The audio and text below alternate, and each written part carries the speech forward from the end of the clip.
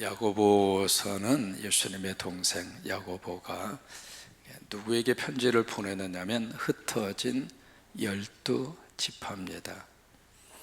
지금 모아서 이렇게 한 그룹 안에서 살고 있는 그들이 아니라 지금 흩어진 거예요.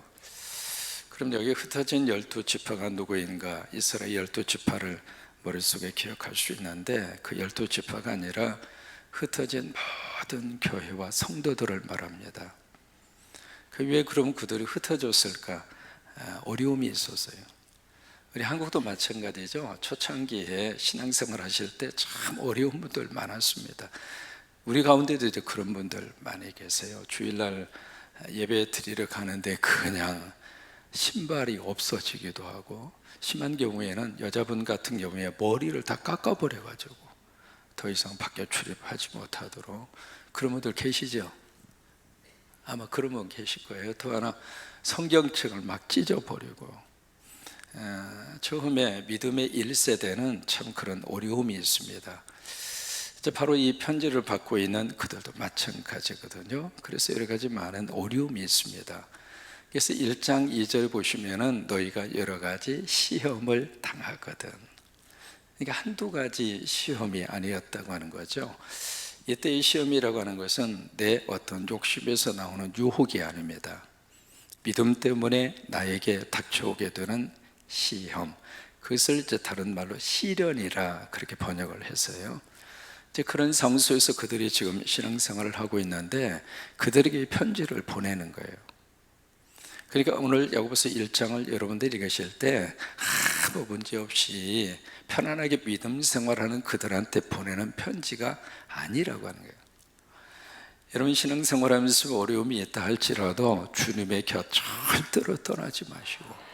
왜요? 여기에 하나님의 복이 있습니다. 여기에 영생이 있고요, 여기에 길이 있고, 여기에 진리가 있고, 여기에 생명이 있습니다. 그래서 여러분, 이 믿음의 자리를 누가 와서 조금 나를 시험 들게 하고 내 삶 가운데 시련의 불결이 다가온다 할지라도 주님, 나는 어떤 일이 있어도 나 주님 떠나지 않겠습니다. 여러분, 그 믿음으로 끝까지, 아멘, 끝까지 믿음의 자리를 지켜서 나도 복받고 우리 자녀들도 복을 받고 그런 역사가 임할 수 있게 되기를 축복합니다. 우리 여신도 회원들의 헌신의 모습을 보면 참 끝까지 그 자리를 지켜줘요. 이뻐. 얼마나 감사한지 모르겠어요. 그런 여신도 회원들이 제목 회원장이 있다고 하는 것이 행복하고, 아멘 좀 크게 해줘요. 그런 분들이 계신다고 하는 것이 참 행복하고 그렇습니다. 그래서 오늘 이 말씀 속에 자 보실까요? 어떻게 말씀이 시작이 되는가? 자, 19절입니다. 자, 주위에서 잘 읽으세요. 19절 시작. 이제는 아시겠죠? 여기 특히 야고보서를 쭉 보시면은 내 형제들아 자매들아, 그리고 내 사랑하는 형제 자매들아, 이게 14번 나옵니다. 야고보서 이렇게 긴 서신이 아니거든요. 근데 이게 계속 무슨 말씀하시기 전에 내 사랑하는 형제 자매들아, 내 형제 자매들아, 이 호칭이 계속해서 나와요. 평균적으로 한 장에 3번 이상 나옵니다. 마지막 5장으로 가면은 더 나와요. 그래서 이제 1장 2절에 보시면은 시작부터가 1장 2절에 내 형제 자매들아 그렇게 시작하고요, 저 끝으로 한번 가보실래요? 야고보서 5장 맨 끝으로 한번 가봐요. 19절 야고보서 끝나기 직전에 있는 구절이죠. 시작. 내 형제 자매들아. 그러니까 지금 야고보 사도가 이 편지를 받고 있는 그들에게 그냥 성도들아, 교인들아 그렇게 부르지 않습니다. 내 형제 자매들아, 조금 더 이제 적극적인 표현으로 내가 사랑하는 형제 자매들아 그렇게 불러요. 왜 그럴까요? 두 가지가 있습니다. 첫째로 가족이니까 그래요.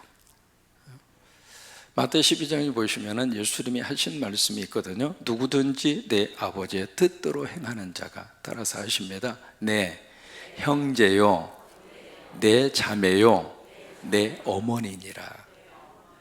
여기 누구든지 내 아버지의 뜻대로 행하는 자, 그들이 누구일까? 아버지가 보내신 자를 믿는 자가 아버지의 뜻을 행하는 자라고 그랬어요. 그러면 아버지가 보내신 자가 누구일까? 예수 그리스도죠. 예수 믿으면 우리는 가족이에요. 선교에 가서 참 느끼는 게 있습니다. 만난 지 얼마 안 됐어요.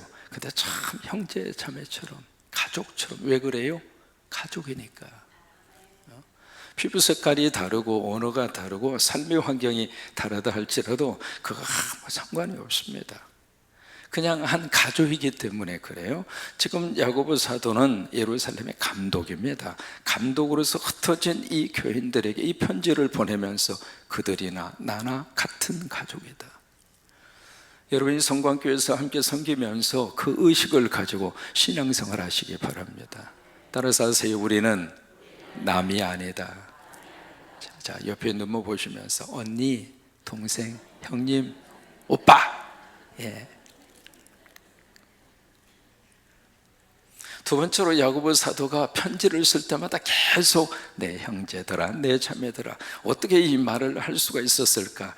야고보의 마음속에 누가 있었는가? 그 양떼들이 가슴에 들어와 있는 거예요.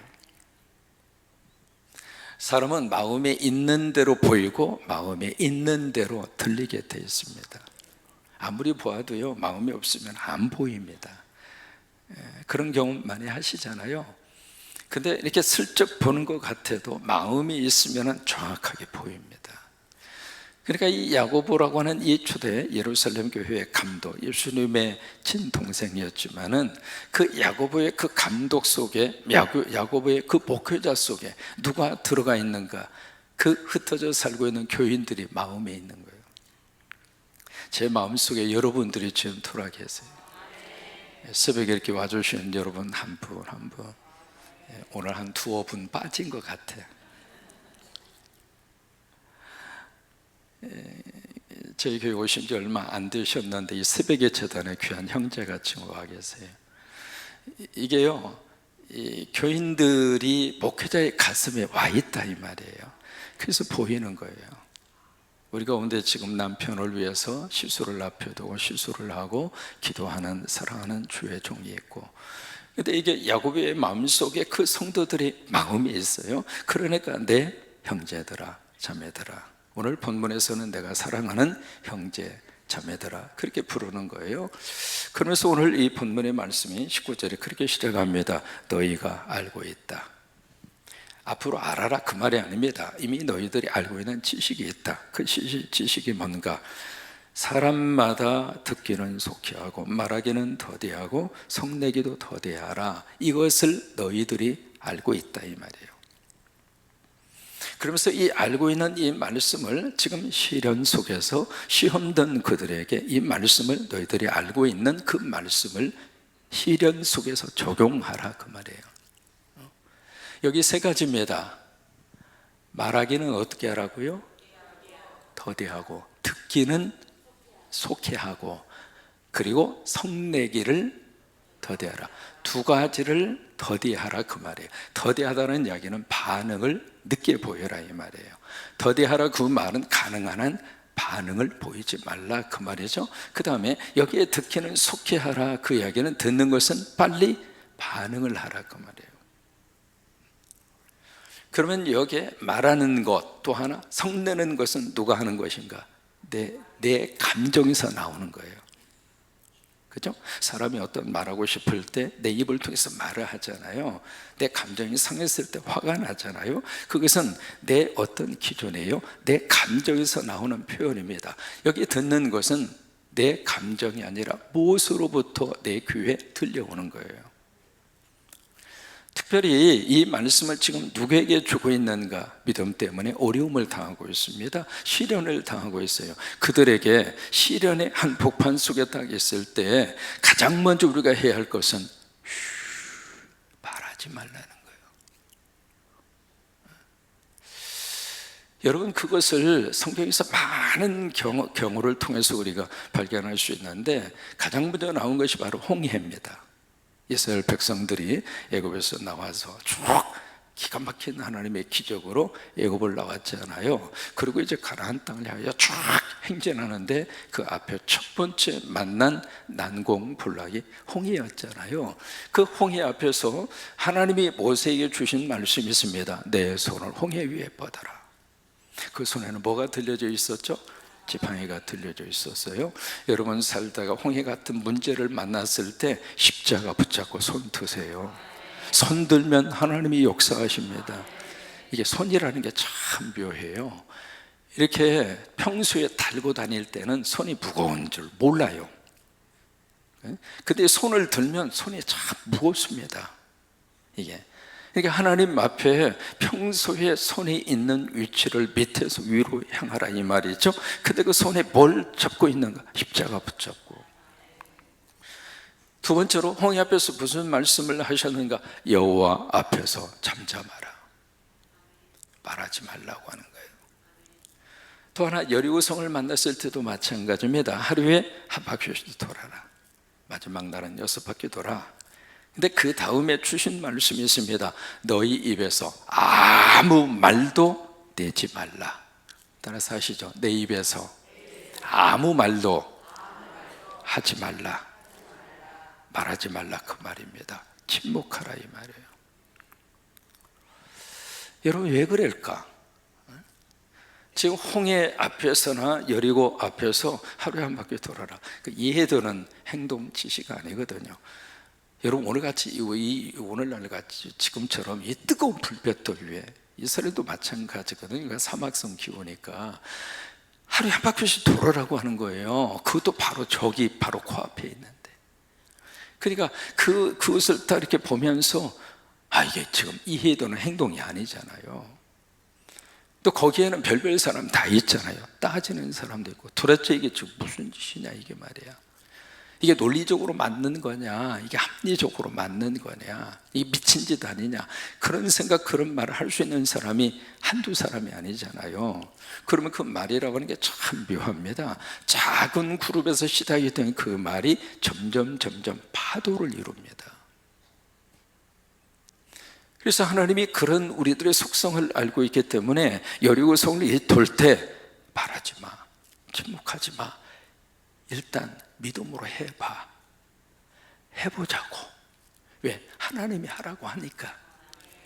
내가 그것을 받아들이기는 어렵고 내가 납득하지 않는 말씀이라 할지라도 하나님이 하신 말씀이니까 그냥 해봐. 내가 새벽에 너희를 도우리라. 내가 새벽을 깨운다고 하나님이 무슨 도움을 줄까?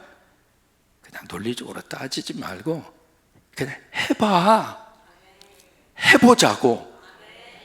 제가 일생 동안 그렇게 해봤어요. 해보자고. 거기에 무슨 인간적인 판단, 인간적인 내 경험 그거 갖다가 집어넣고 말하지 말고 한번 해보자고. 왜? 하나님이 그렇게 말씀을 하셨으니까 새벽을 깨우면 내가 도와줄게. 그래, 해보자고.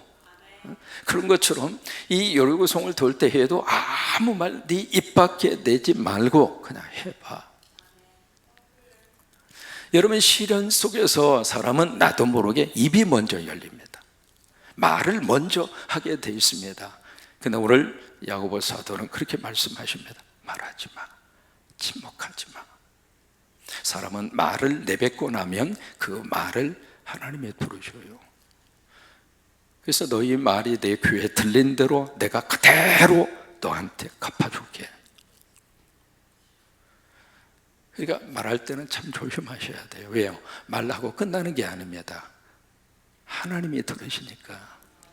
그래서 조심하시라고 하는 거예요. 그래서 말하지 말고 말하는 것을 더디하고 그 다음에 듣기는 속히하라 그 말이에요. 그리고 여기에 듣기는 속히하라. 이 들어야 될 것이 뭔가라고 하는 것을 그 다음에 말씀을 하십니다. 세 번째, 성내는 것도 더디하라. 그러니까 화내는 것, 분노를 절제하라 그 말이에요. 분노하는 것을 하지 않도록 조심하라 그 말이에요. 그래서 그 다음에 말씀이 이어져 갑니다. 20절입니다. 같이 읽으시죠. 시작. 사람이 성내는 것이 하나님의 의를 이 대표적인 케이스가 민수기 20장입니다. 무리바라고 하는 장소, 가데스 바네아 그 지역에 있는 무리바라고 하는 그곳에서 이제 물이 떨어졌어요. 이게 물이 떨어지니까, 여러분 사막에서 물이 떨어지면 죽는 거예요. 물레이가 나왔으니까. 오늘 아침에 물 마신 분, 여러분 아침에 일어나자마자 물 마시세요? 아셨죠? 제가 귀가 닳도록 지금 계속 강조하는, 그래도 안 마시는 사람이 어쩔 수 없어요.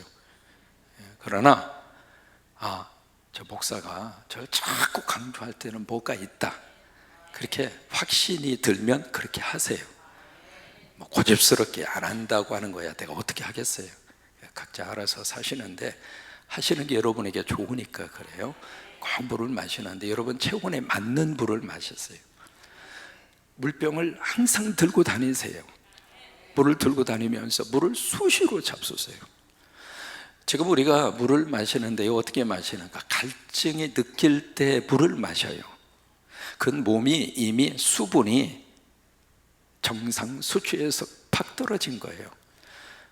그러면 어떤 몸에 변화가 오느냐? 이미 세포가 무리가 간 거예요. 물이 없으면.